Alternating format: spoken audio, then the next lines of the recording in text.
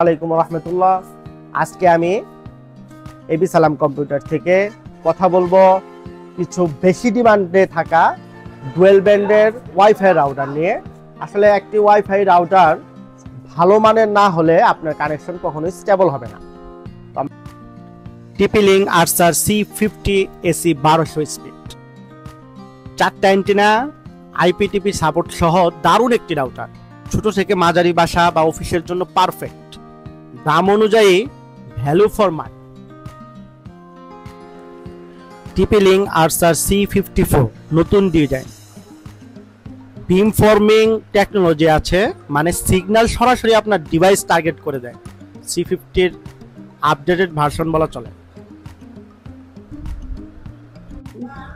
আর্চার C6 মমিমো technology আছে, যেটা একসাথে একাধিক ডিভাইসে পারফরমেন্স ধরে রাখে।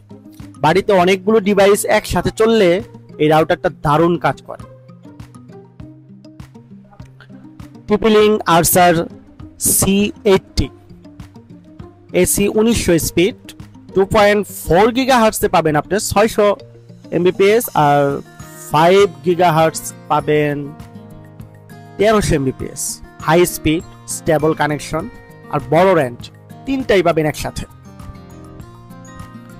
TP-Link আর্চার AX15 হলো ওয়াইফাই 6 রাউটার, স্পিড বেশি, ল্যাটেন্সি কম আর বেশি ডিভাইস একসাথে হ্যান্ডেল করতে পারে। ভবিষ্যতের জন্য আপগ্রেড করতে নিতে চাইলে এটা দারুণ চয়েস।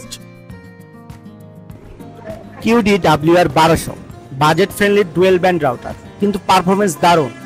ওপেন WRT সাপোর্ট করে, যাদের রাউটার নিয়ে কাস্টমাইজ করতে ভালো লাগে তাদের জন্য দারুণ একটি choice. QD-WR1300 gigabit port, VPN support আর ওপেন WRT সাপোর্ট দুইটাই আছে।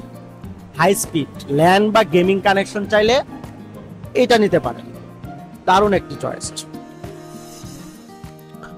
Tenda AC5 সেটআপ একদম সহজ, মোবাইল অ্যাপ দিয়ে কন্ট্রোল করা যায় আর সিগন্যাল স্টেবল।